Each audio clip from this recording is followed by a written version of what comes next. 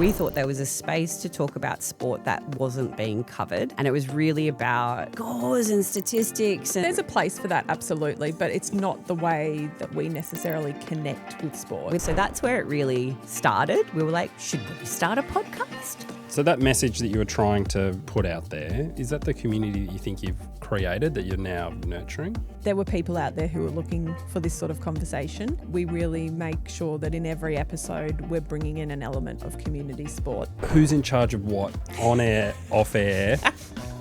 What does Libby bring? So, Georgie, I said that I wouldn't have kept you if you weren't any good. Why on earth do you keep me?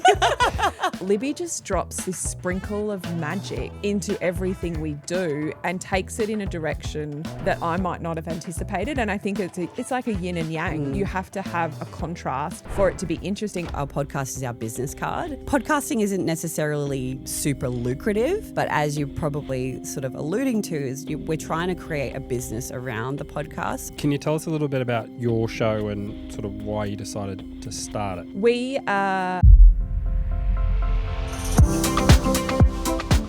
We love a bit of sport here at Clearshot, so we were pumped when Libby Trickett, three-time Olympian, and Georgie Trickett, self-confessed average athlete, came to us to record their sport and pop culture podcast, Sportish. They'd been slogging it out producing their podcast from home, but wanted to take the next step to the studio format. They're both such good fun to have in the studio, so we roped them into coming and having a chat to us about what they've learnt about podcasting so far. So, can I start by just saying how much I really like working with you guys? Same. It's so fun. It's so Absolutely fun. a highlight for us. I like what you guys are talking about. I like how it's topical, but I really like the vibe you guys bring. Yay. Thank you. It's really, really nice. Thank you. That means a lot because I think in this industry you don't necessarily get a lot of feedback, let alone positive feedback. So we appreciate you. No, and that's my other little note here is that I really also feel like you appreciate our skill set. Oh, 100%. Massively. So thank you for that feeling that you give us. Oh, that's so nice. Yeah. Well, I think like the thing for Georgie and I, like we know that we have some skills, but we don't have many other skills. So we always want to work with people who like know what they're talking about and who are great at what they do. Like that for us is like the most important thing. And I think the joy that we get from working with you and coming to this space is that all of that's taken care of, and we just know that we can trust you to execute on those elements that we just have no idea about. And we have also done it ourselves and learnt through that experience just how hard it is to do and how many things can go wrong. And it was great, and it is great when we need to be able to record at home, but to be able to come into a studio where we have people who understand audio really well, who understand video really well, who can get the lighting right. Those sort of things make such a difference to the quality of the product we create, and it helps us to continue to take it up to the next level. Yeah, we love taking it to the next level. So this podcast exists for people who are thinking about starting a show or might already have one. Can you tell us a little bit about your show and sort of why you decided to start it? Yeah. We are sisters-in-law. We got thrown together by chance and By marriage. by marriage. We married into the same family, and I guess we've got to know I guess we've got to know each other over the last 20 years or so. But the way that we really connect is through sport. And I don't know that we actually really ever articulated that. No, not for a long time. For a long time. Like I was a massive Libby Trickett fan when I came into the family, and I used to come out and watch you do random like swimming things out at Sydney Olympic Park and, you know, cheer you on from afar. But it wasn't until we had kids and we sort of started to have the opportunity to exercise together and live in the same place where we could that I think we realised that we had this deep appreciation for sport. And that to me is really interesting because Libby is quite clearly an Olympian and I am quite clearly not. She's come from that community level sport. We thought there was a space to talk about sport that wasn't being covered. And it was really about the way that we like to engage in sport, whether it's, you know, the thing we always joke about is the state of men's hair in in rugby league, you know, like what is with all of those mullets that are everywhere? And we just never really saw that. It was always about the scores and statistics and the like draft. And it's also dry and analytical. And like we enjoy that. We enjoy research. There's a place for that, absolutely. But it's not the way that we necessarily connect with sport. We love the human side. We love the storytelling. We love all of those sorts of things. So that's where it really started. We were like, should we start a podcast?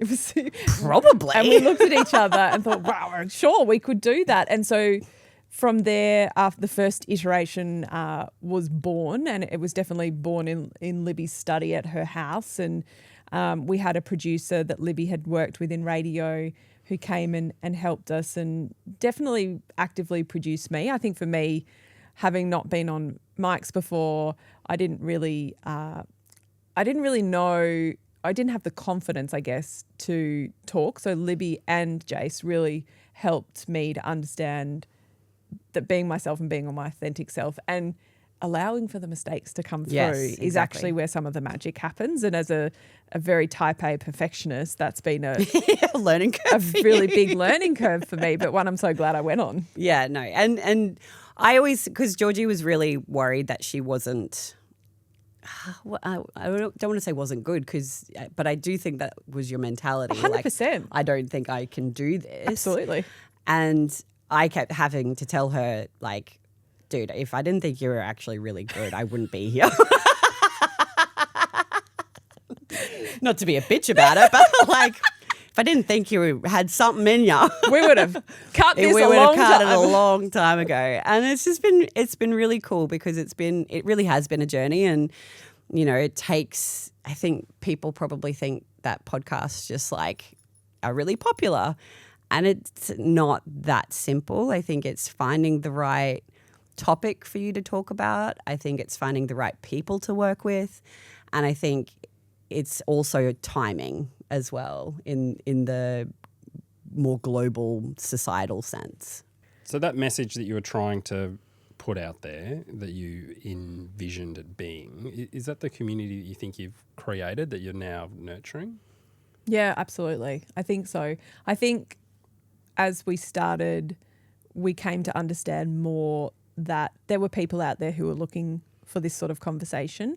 And I think we really make sure that in every episode we're bringing in an element of community sport, but also talking about the things that are very much in the culture and crossing over into the culture out of sport, because sport can tend to sit in this silo, you know, over to the side, where in reality, and I think we've seen it through things like Drive to Survive, there are so many conversations in sport that can come out into the culture and are so interesting to a broader base than your traditional sports fans. And that's actually the area that we've really leaned into strongly. And also through this community sport area, understood that the issues that exist around kids sport and teenage sport are so relevant and resonate so much with our audience. And I think that's what's kind of quite cool and interesting about a medium like podcasting is it really does kind of grow around what our experiences are. And I think it's evolved and shifted with us as parents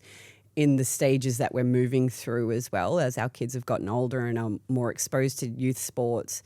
And we start to see, I guess, a more or we have more clarity over what the issues are there. And that kind of drives a passion for us. And I think for Georgie and I, we are so passionate about sport in general. We want everyone moving their body in whatever way. We want everyone connecting with sport in whatever way works for them.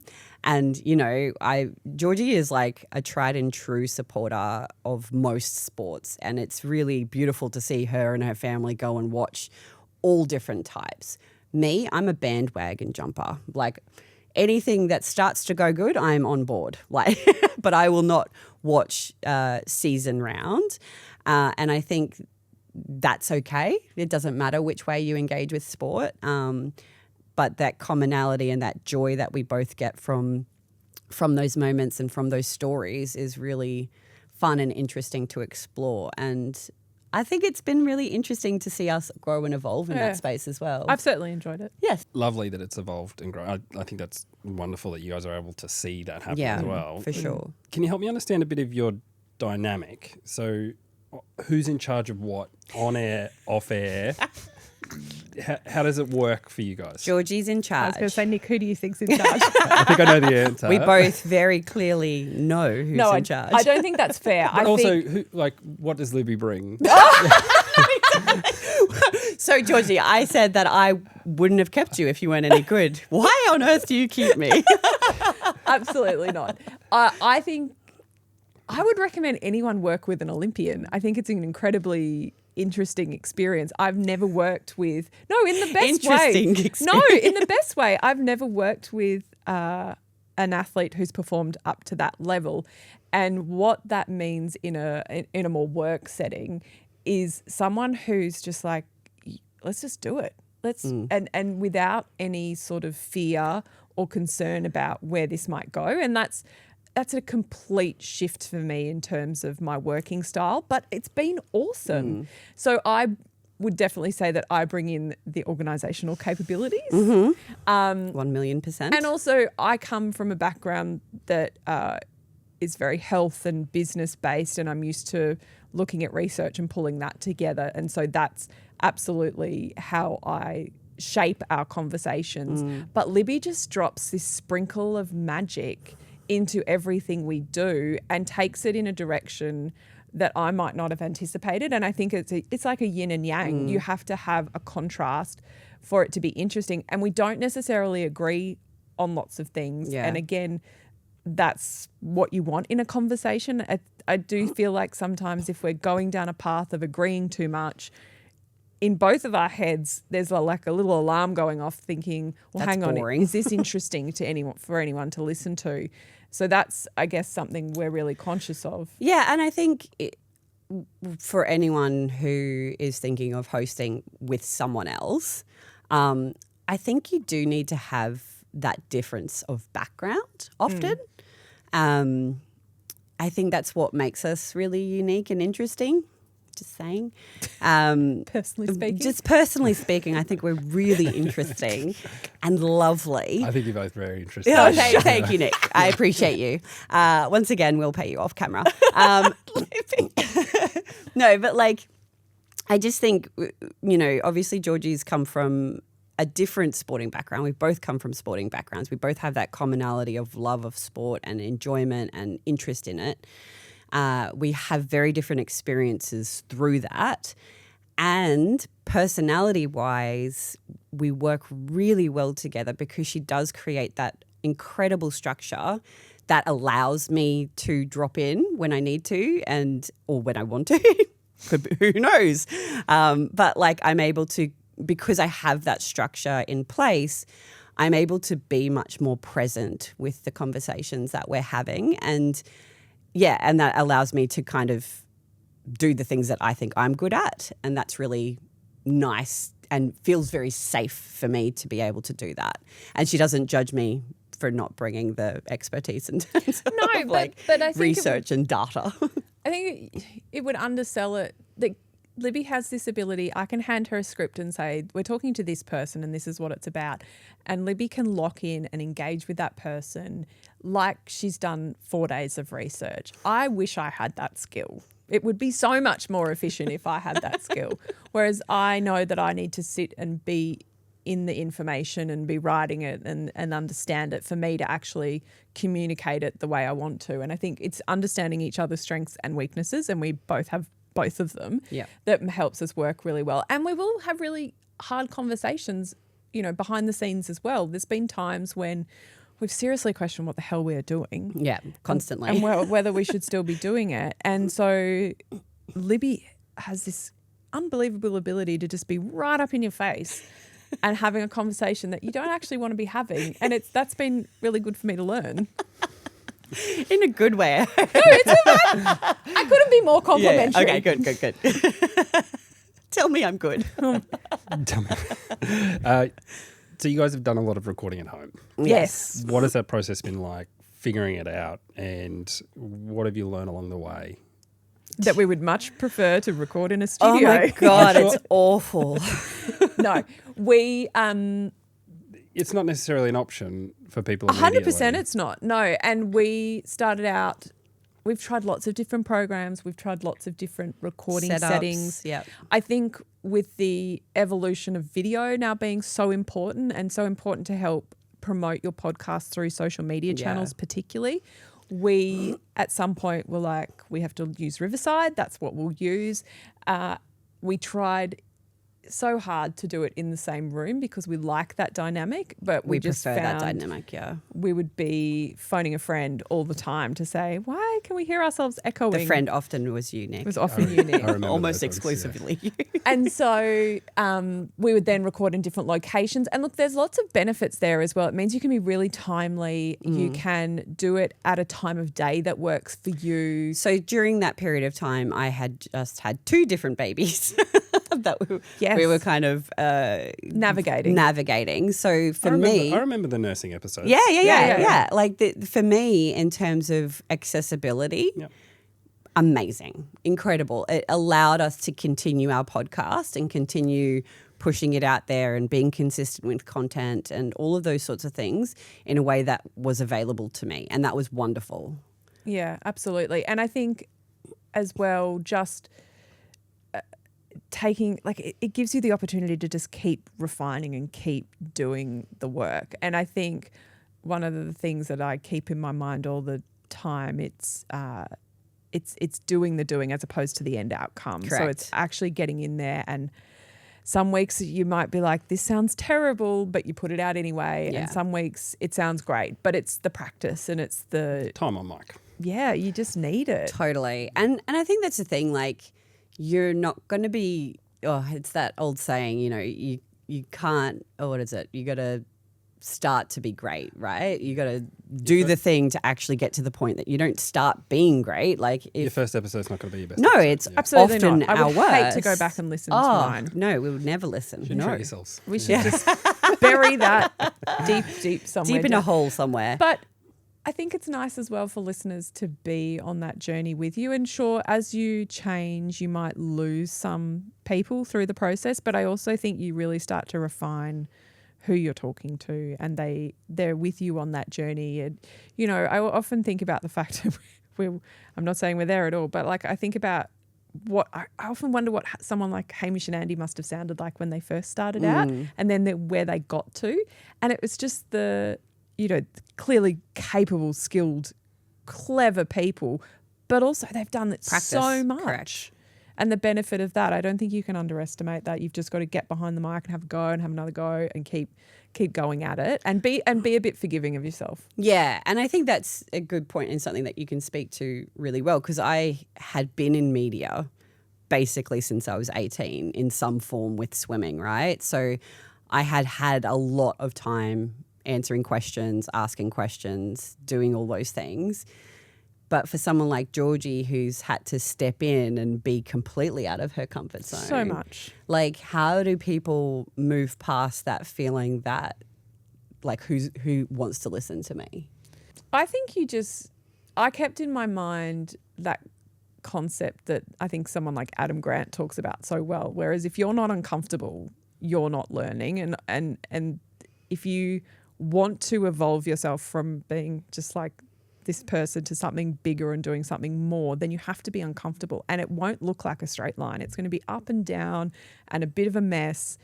And often you're your worst critic, your own worst critic. We talk about our arsehole brains. Yeah. And I think having someone in your corner who will tell you that actually it's not that bad. And yes, it's definitely published that episode, and finding your people that can support you through that. And being good enough. yes, Like, it doesn't have to be perfect. Like, just, you know, as another saying, you know, perfect is the enemy of the good. Like, get it out there. Like, just try. And we always talk about collecting data as well. Like, seeing what works, seeing what is interesting, seeing what we get responses to. I think you're really good at that. If something doesn't work, I would sit there going, oh my gosh, we failed. And Libby's like, this is an excellent data point. And that's been a really good Mindset shift. Absolutely. Yeah. The show sounds like it's coming on, like it's doing its thing. What about outside of the show, trying to grow the podcast or the social side of things? Yeah, or great question. The external production stuff, or the business of the podcast. Where are your heads at on that? I think we have put a lot of time into building social media. Views and reach have been something we keep a keen eye on, what's resonating, what's not, refining the real products we put out there as part of that. Not necessarily focusing on followers, because followers isn't necessarily where it is at anymore. Yeah, it's not necessarily the thing. They talk about attention media. It's not necessarily social. So you could have 0 followers but get a lot of reach still if the content is interesting and engaging. We were also very clear from the outset about building relationships in the industry and in the space. And that's something Georgie's exceptional at. Making sure that people knew that we're not just like a flash in the pan that we're going to go away. It's something that Libby and I identify with quite clearly as a passion. So we reached out to different people and said, hey, we're in this space. We'll be talking about it. We'd love to connect with you. And we've really spent a lot of the last 4 years making sure that we have these great relationships. And it's meant that, someone could introduce us to you, Nick, and say, hey, Nick's a great person. Come and talk to him and understand how you can work together. And it's also meant that when we had something to offer, we could help other people. And when other people were doing something and we wanted to connect with them, we could say, hey, we'd love your help in pushing this out. Because, podcasting isn't necessarily super lucrative, but as you're probably sort of alluding to, we're trying to create a business around the podcast. So this is something else that Georgie and I talk about is our podcast is our business card. It puts us firmly in this space where we are talking about sport. We're passionate sports, journalists in for lack of a better word. And we're here wanting to talk about it. And we're specifically really passionate about kids sport, but all movement for all people and that lifelong love of sport. And how can we turn that into events and hopefully books eventually and maybe documentary? Like there is so many things that we want to create from this really strong foundation that we're built through the podcast.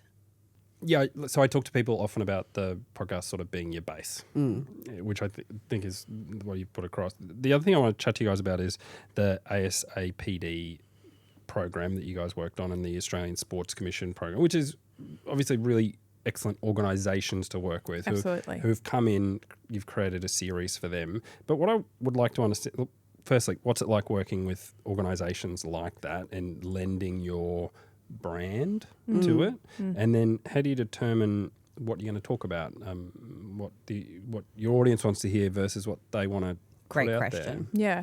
I think with the Australian Sporting Alliance for People with Disabilities, that's ASAPD, again, that was just something that came up by chance through relationship building. They were wanting to connect more and communicate more about disability sport opportunities for the community, and not just necessarily at an elite level, but also as administrators, as community participants. These were all really important conversations to have.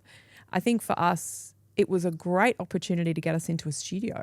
That was the first time we were able to work with you, record in studio, because it gave us a budget. And we sort of had reached out to you and understood what the cost structure was, and then came back to ASAPD and said, here's what we'd like to propose. And to be able to work, I think, with brands like that really align so clearly with our mission, was just brilliant. Yeah, incredible. That's the sort of work we want to do. I think with ASAPD, so they didn't necessarily at that time have marketing support. So we had a pretty free rein about what that looked like, and we had guidance around the sort of guests they wanted us to talk to.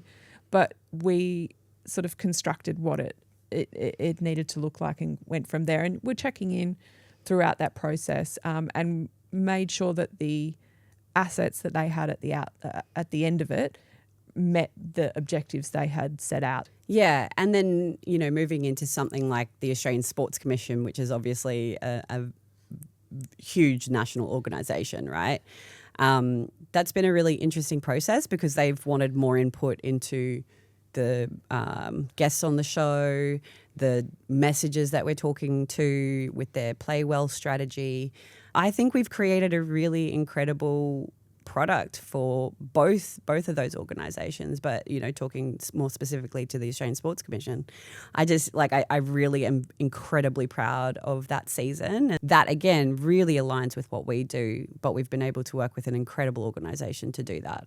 Yeah, I think when it came to the Australian Sports Commission, that was a much bigger brief, and we took a lot longer to do. Yeah, and we could almost 8 months of negotiations and recording and teamwork. I think a couple of things out of that. We recognised that we needed expertise that we didn't have in terms of production and in terms of how you make a really sophisticated podcast product. It wasn't We're just super passionate about creating an incredible product. Yeah, and we recognised that it couldn't just be Libby and I lobbing in and having a chat with somebody. This is the Australian Sports Commission. And through the process, I think Libby and I have learned a lot, and that just has flow-on effects in terms of how we elevate our weekly podcast of Sportish. Absolutely. And it also has allowed us to stay in studio, which we hope we get to stay forever.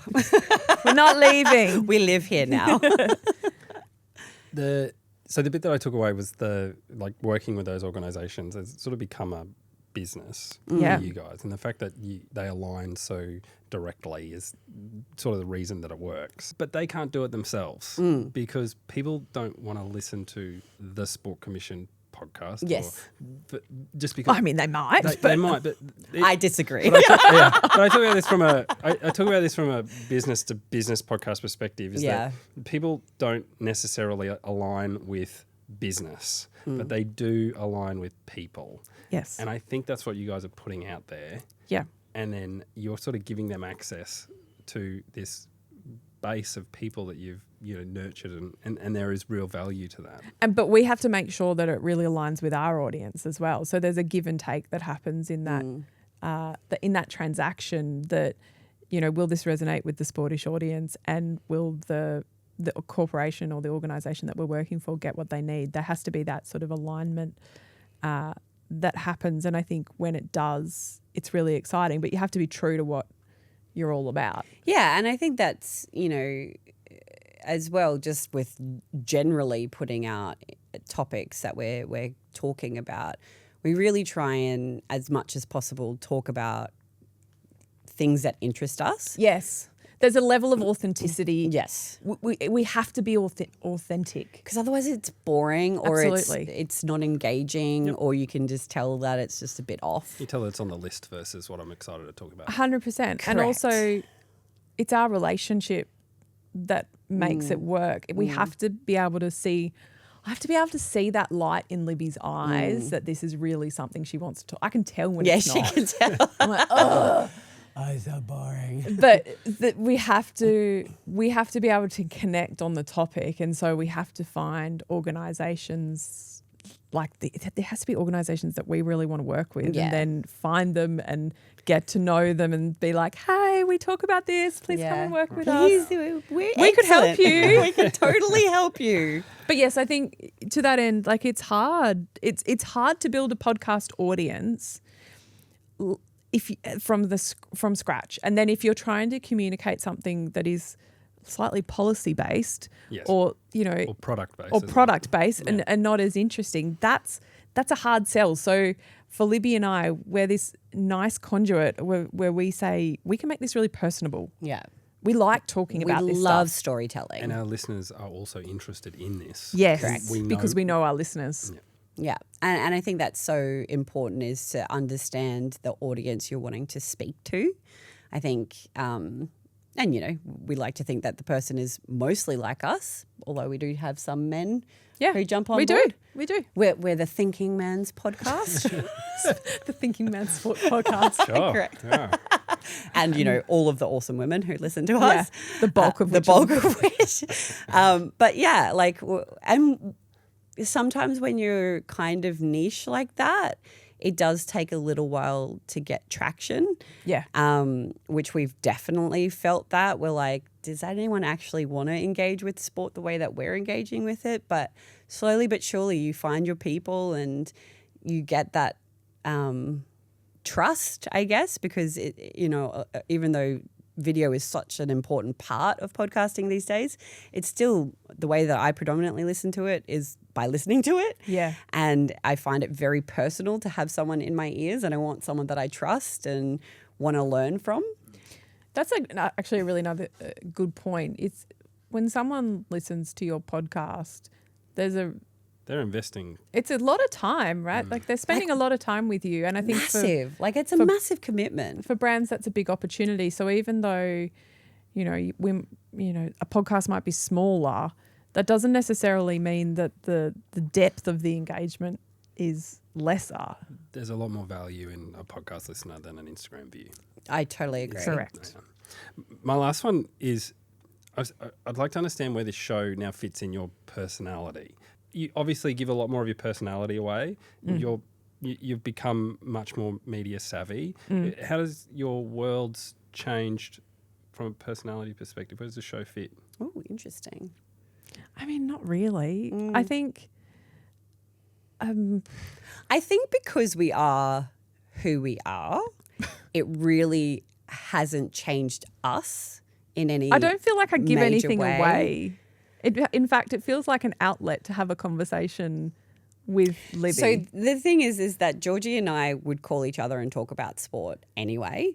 So when we don't have the opportunity to jump on the podcast to talk about all the things that have happened that we've seen that are interesting to us, then we're like, what's going on? It becomes very frustrating. Yeah. I think the thing that has changed for me, and I think probably for us, is that our view has gotten bigger than just the podcast. And we can see this being something that we do forever. And it's something that we wanted to do forever, which is, the point that I was going to make about pitching it, because I was like, I'm in it with you and I want to do this with you. And if you decide that you don't want to do this anymore, I'm still doing, this is what I'm doing. That made me so mad. And I'm like, what do you mean? Of course I want to do this. Do you not want me to do this? This is my idea too. But those sort of tricky conversations were quite formational for us Yeah. to have had. And this is Libby's ability to just go right to the guts of where things are at. I think that was so important to have those conversations up front, and for me to know, shit, if I don't just all in on this, Libby's going to do it anyway, and I don't want to miss out on that. Yeah, and I think it's been really cool because it started as the podcast, but we just think there's so much opportunity now, and not to say that we think we're the best or anything. God, no. We are still learning. There's so much that we don't know. But we're willing to get in and have a crack and learn and grow and work with incredible people.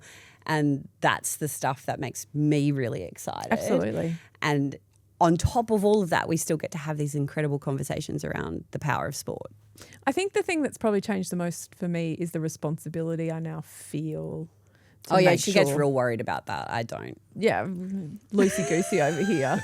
It's going to be great. What are you talking about? But the responsibility I feel because of some of the different things we will talk about. So when we're advocating for kids' sport, there is a responsibility there, and that's why we do want to make sure when we're talking about kids' sport, we're working with the right people. And we do that at a cost to us because we want to make sure that the product is excellent. I think similarly as women in sports media, I feel a responsibility, and I feel it as people who talk about parents on the sideline as well.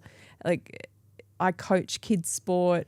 I'm always thinking about what's happening in kids sport and making sure we're amplifying those messages. And I do definitely feel the responsibility to make sure that we're nailing those things that are really quite important. Yeah, I don't think. Yeah. I mean, you don't. No, but that's brilliant. I think that's I don't think. No. She doesn't think No, much.